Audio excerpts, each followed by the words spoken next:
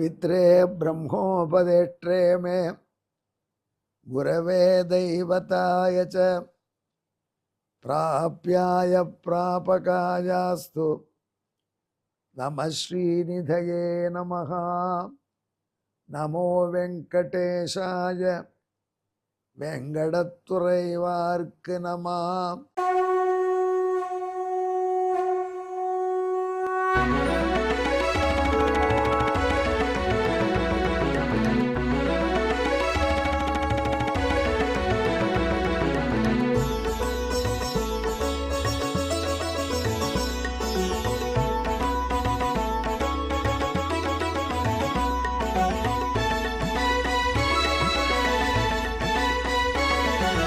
सहस्रनामं सहस्रनामं श्रीवेंकटेश सहस्रनामं सहस्रनामं सहस्रनामं श्रीवेंकटेश सहस्रनामं।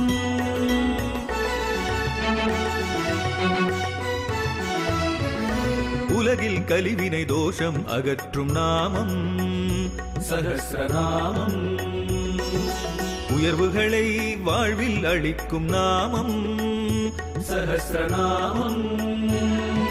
திருமலையில் தினம் அர்ச்சனை நடைபெறும் நாமம் சஹஸ்ரநாமம். திருவேங்கடனின் தரிசனம் காட்டும் நாமம் சஹஸ்ரநாமம். சகஸ்ரநாமம் சகஸ்ரநாமம் श्रीवेंकटेश सहस्रनामं सहस्रनामं सहस्रनामं श्रीवेंकटेश सहस्रनामं। அன்பர்களே வணக்கம்.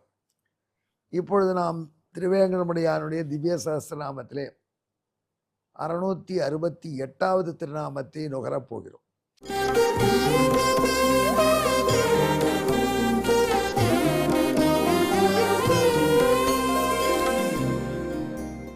எவ்வளவோ வாழ்க்கையில் நமக்கு வாய்ப்பு கொடுத்துருக்கான் இறைவன். அவருடைய இந்த திருநாமத்தை புரிந்து கொள்ளவே ஒரு வாய்ப்பு ஒரு தடவை கொடுத்தான். நான் central tool room, CTT central tool and training tool room training centre அப்படின்னு சொல்லி அந்த காலத்தில் டென்மார்க் அரசின் உதவியோட ஒரிசாவில் புவனேஸ்வரில் ஒரு டூல் ரூம் நடந்தது. இது இது டென்மார்க்குக்கும் இந்தியாவுக்கும் இடையில் உள்ள ஒப்பந்தத்தின்படி டென்மார்க் நிதி உதவி செய்ய நடக்கக்கூடிய அந்த டூல் ரூம். அங்கே ட்ரைனிங் கொடுத்தார்கள், பயிற்சி கொடுத்தார்கள்.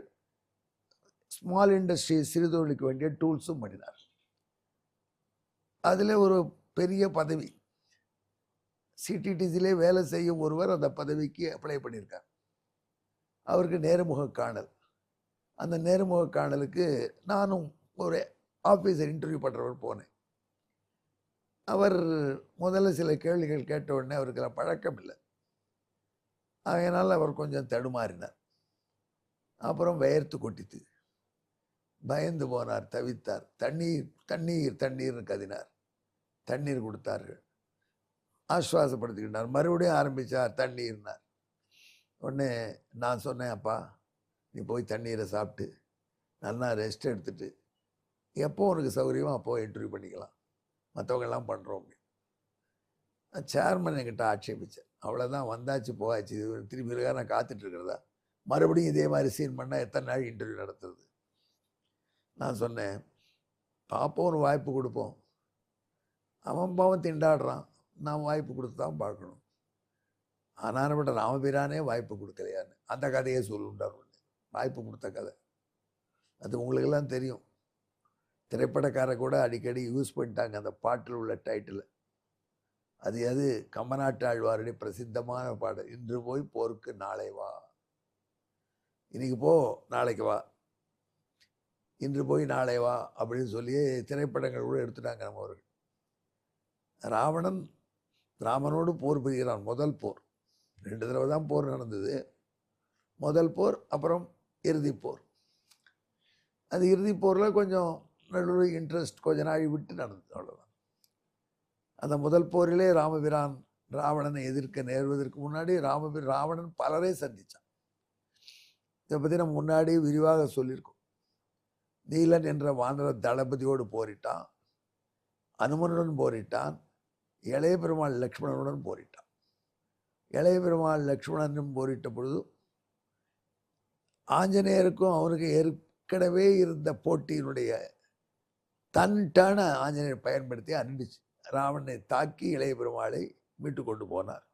ராவணன் இளைய பெருமாளை சிறைபிடிக்க பார்த்தபோது அதன் பிறகு ராமபிரானுக்கும் ராவணனுக்கும் சண்டை. அந்த சமயத்தில் ராமபிரான் தரையில், ராவணன் தேரில். இளைய பெருமாளுக்கு முதலுதவி சிகிச்சை நடக்கிறது. சுஷேணன் பண்ணுறார். சுக்ரீவனுடைய மாமனாரே பெரிய டாக்டர், ஆயுர்வேத நிபுணர். சுஷேணர் நிறைய கற்றுன்னு வந்திருக்கார். சுக்ரீவனுடைய பிரதர்கள் அஸ்வினி தேவர்கள், அவளே தேவலோகத்து டாக்டர். அவர் என்ன பண்ணார், சுஷேணன் சுக்ரீவனுடைய பிரதர்களையும் போய் ஹையர் ஸ்டடி பண்ணி அவர்களுக்கு நிறைய தெரிஞ்சிருக்கார் வைத்தியம். ஆனால் அவர் என்ன பண்ணுறார், சுஷேணர் இளைய பெருமாளுக்கு பச்சிலையெல்லாம் மூக்கில் தெளித்து வைத்தியம் பண்ணுறார். மயக்கம் போய் இளைய பெருமாள் லக்ஷ்மணன் விழித்து பார்க்குறார். எல்லாரும் விழிக்கிறச்சே சொல்கிற ஃப்ரேஸ், நான் இப்போ எங்கே இருக்கேன். ஆஞ்சநேயர் பக்கத்தில் இருந்து ஆஸ்வாசப்படுத்தினார், பிரபு தக்கியமாக இருக்கிறீர்கள். ராவணன் என்னானா, ராவணன் சண்டை போடுறான் அண்ணாவோட. அண்ணாவும் ராவணமா சண்டை, நீங்கள் இருக்காதீர். ஆஞ்சநேயர் உடனே போம், போய் அண்ணாவை தோளில் ஏற்றிக்கொள்ளும். அண்ணா கீழே இருப்பார், ராவணன் தேள் இருப்பான். அதில் அடிப்பதற்கு வாய்ப்பு இருக்காது. தேர் லெவலுக்கு உங்கள் தோளில் அண்ணாவை உட்காத்தி வச்சு சண்டை போடும். ஓடினார் ஆஞ்சநேயர். என்னை உறுதியாக பயன்படுத்தி கருடன் மீது நாராயணன் போல் தாங்கள் அமர்ந்து இந்த துஷ்டனை சம்மரிக்கணும். உடனே ஆஞ்சநேயர் தோளிலே ஏறிக்கொண்டார் ராவன். அன்றுதான் அனுமந்த வாகனம், அற்புதமான வாகனம். ஆஞ்சநேயர் தோளிலே இருந்து கொண்டு ராவணனை தாக்கினார். அப்போதான் ஆஞ்சநேயர் ராவணன் பார்த்தான். இத்தனை நாள் கீழே இருந்து அடித்தான். இப்போ பானங்கள் சமநிலையில் வருது, இன்னும் வலுவாக வருது, வேகமாக வருது, அழகாக வருது. ஏன்னா திடீர் மாற்றம். அப்படி பார்த்தா இந்த குரங்கு யார், ஆஞ்சநேயர். நம் வாழ்க்கையில் எப்போவும் இதுவே தலையிட்டு கஷ்டப்படும். சீதையை கொண்டு ஒழிச்சு வச்சா வந்து கண்டுபிடிச்சிட்டு போச்சு, லங்கையை எரிச்சு போச்சு. நம்ம பிள்ளையாண்டா அக்ஷயகுமாரரை கொன்று விட்டது. இப்போ இளைய பெருமாளை சிறைபிடிக்க முடியாமல் தடுத்துடுத்து. இப்போ ராமனுக்கு ஊர்தியாக வந்து எதிர்க்க இருக்கிறது பார் என்று ராவணன் மிகுந்த கோபத்தை ஆஞ்சநேயரிடம் காண்பித்து ராமனை தாக்குவதை நிறுத்திவிட்டு ஆஞ்சநேயரை தாக்கி. அது முறையல்ல. நேர ஸ்டாஃபாக இருக்குது, அவருக்கு அசிஸ்ட் பண்ணுறவெல்லாம் அடிக்கக்கூடாது, ராமன் தான் அடிக்கணும். நாளைக்கு ராமன் யுத்தத்தில் இருந்து முடிவு போனால் கூட அசிஸ்டண்ட்டு ராவணனுக்கே அசிஸ்டண்ட்டாக கூட வரலாம். முடியும் சார், வேலை போயிடுத்து, உங்கள்கிட்ட இருக்கேன், உங்கள் எதிரி தான் கொண்டிகள். பொதுவாக இந்த மாதிரி உதவி செயல்களை தாக்கிறது செய்ய மாட்டாங்க. நேராக டார்கெட்டை தான் அடிக்கணும், ராமனை தான் அடிக்கணும்.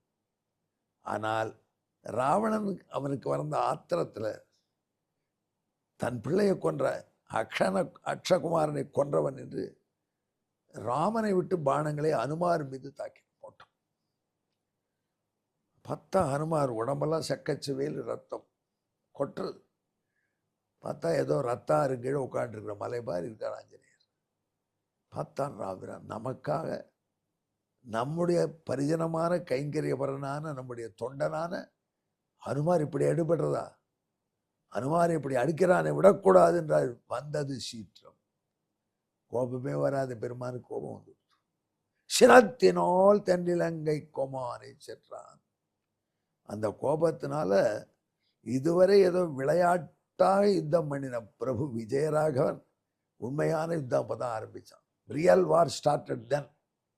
அந்த மொமெண்ட், அந்த கோபம் வந்த மொமெண்ட், அந்த ராவணனுடைய ஒரு பானம் போட்டு ராவணனுடைய தேர் கொடியை கீழே தள்ளினான். கொடி விழுந்து ராவணன் அது வரைக்கும் பார்த்தல. அவன் போரில் யாருமே அவன் கொடியை வீழ்த்தியவரே கிடையாது. அடுத்த பானம் ராவணனுடைய டிரைவர் தலை கட். அடுத்த பானம் ராவணனுடைய குதிரைகள் மாண்டன. அடுத்த பானம் ராவணனுடைய வில் தெரிச்சுது.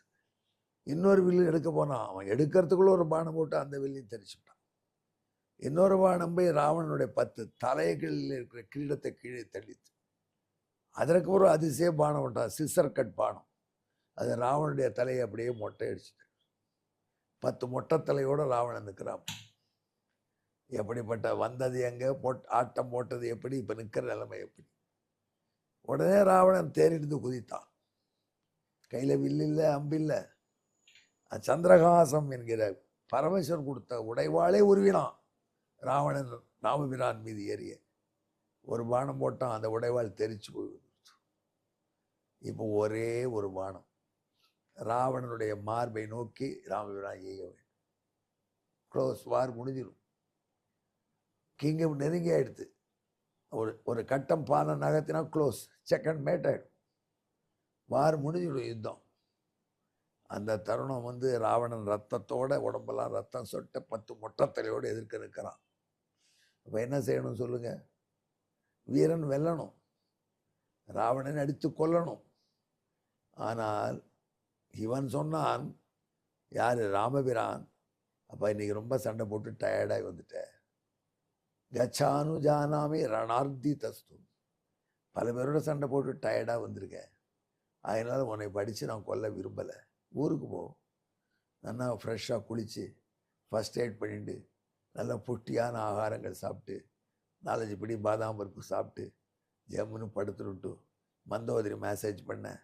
நாளை காலையில் குளிச்சுட்டு தேரில் புதிய தேரை பூட்டி கொண்டு வா, அப்பொழுது என் வலிமையை உனக்கு காண்பிக்கிறேன். இன்று போல் போருக்கு நாளை வா. அதெல்லாம் வேண்டாம், நான் வீராதி வீர சூராதி சூர தீராதி தீர ராவணன் இப்பொழுதே சண்டை போடுறேன்னு ராவணன் சொல்ல வேண்டாமா? நீ என்னையா எனக்கு வாய்ப்பு தருது? அப்படி சொல்லலை. நாக்கு எழும்பலை. குறிஞ்சதலையோட ராமபிரான் உயிர் பீச்சை கொடுக்க இலங்கையை நோக்கி பயணம் போனான். வீரமும் களத்தே போட்டு வெறுங்கையோடு இலங்கை புக்கான்.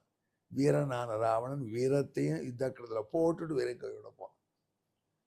இவன் தான் மகாவீரன். யாரு? வீரனுக்கு உயிர் பீச்சை கொடுத்த மகாவீரன். மகாவீரன் என்பது ராமபிரான் ஒருவனுக்கே ஒரு திருநாம். அவன்தான் திருவேங்கடமுடையான் ஆகியனாலும், அவன் சந்நிதியிலே முன்னாடி உற்சவராக ராமன் இருப்பதனாலும் அந்த பெயரை மகாவீரன் என்ற பெயரை நாரத பகவான் திருமலையப்பனுக்கு சூட்டி மகிழ்கிறார். பெரிய மகாவீரன்.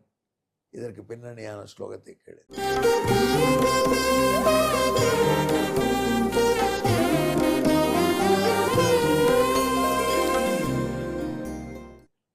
மகாவீரன் நாமா சயேவஸ்தி சத்யம் ரகுணம் வரசன் புலஸ்தியஸ்ய பௌத்ரம் புராஜோனிதாந்தம் பரிஷ்ராந்த கிண்ணம் சசஜைகி கத்வா சமாஸ்வாஸ்ய சேதி. அன்பர்களே, இன்று போய் போருக்கு நாளை வா என்று தன்னுடைய எதிரிக்கு உயிர்ப்பிச்சை கொடுத்தவன் தான் மகாவீரன். எவ்வளோ கான்ஃபிடன்ஸ். நாளைக்கு பிரமாதம் தான் அடிச்சுட்டா என்ன செய்யறது? நாளைக்கு இன்னும் 4 பேர் கூட்டு வந்தால் என்ன செய்யறது என்ற அச்சமில்லாமல் செய்தருடைய மகாவீரன் இவன். இதற்கான தமிழ் பாசுரம்: வீரர் வெல்ல போர்கள் செய்வார், வெல்லும் தருணம் வர காத்திருப்பார். வெல்லும் தருணம் வந்தபோது எதிரிக்கு நீ இளைப்பாறு என்றே வாய்ப்பளிப்பார் அல்ல, ஆனால் வாய்ப்பளித்தான். அவனே மாவீரன். மாவீரன் காண் மகாவீரன் அவனே. எங்கே என்னுடன் கலந்து ஜெபியுங்கள். மகாவீராய நமஹா. நமோ வெங்கடேஷாய. வெங்கடத்துறைவார்க்கு நம. நன்றி, வணக்கம்.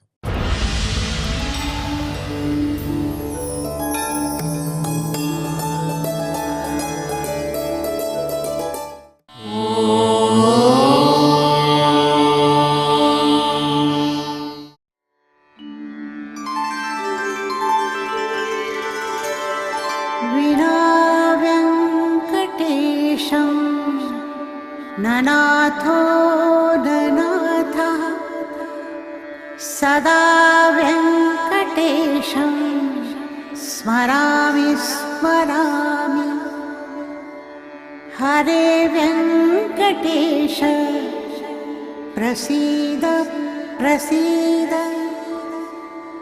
प्रियं वेङ्कटेश प्रयच्छ प्रयच्छ।